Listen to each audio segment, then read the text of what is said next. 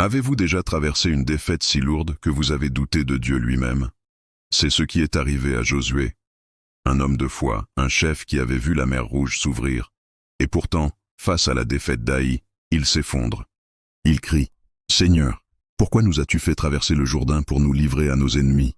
Oui, même les plus forts peuvent chanceler.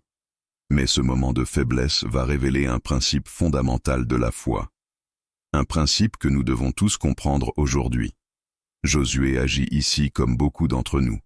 Quand la vie ne se déroule pas comme prévu, nous cherchons un coupable.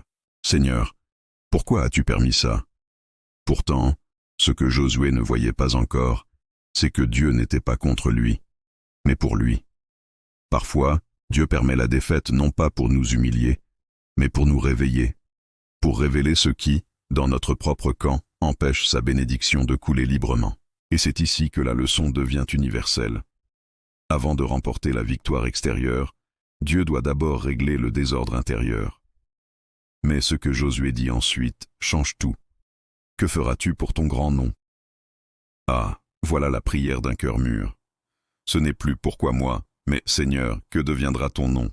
Josué comprenait que la réputation de Dieu était liée à la fidélité de son peuple. Et c'est encore vrai aujourd'hui. Le monde regarde les croyants, non pas pour voir des gens parfaits, mais pour voir si Dieu change vraiment des vies. Quand nous chutons, c'est le nom de Dieu qu'ils remettent en question.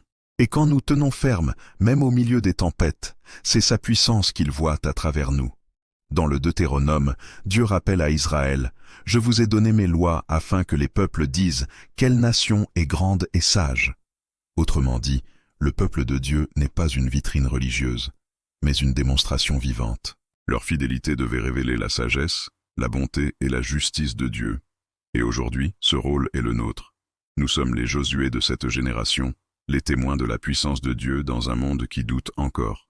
Nos échecs, nos victoires, nos choix quotidiens, tout parle. La question est, que dit notre vie du Dieu que nous servons? Peut-être que toi aussi, tu vis un moment d'échec.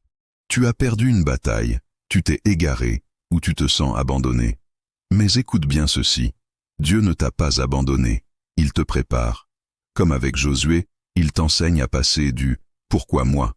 au « Seigneur, que veux-tu faire à travers moi ?» Et quand ton cœur change de posture, quand tu commences à vivre pour l'honneur de son nom, alors même tes défaites deviendront des témoignages de sa gloire. Sois un témoin fidèle.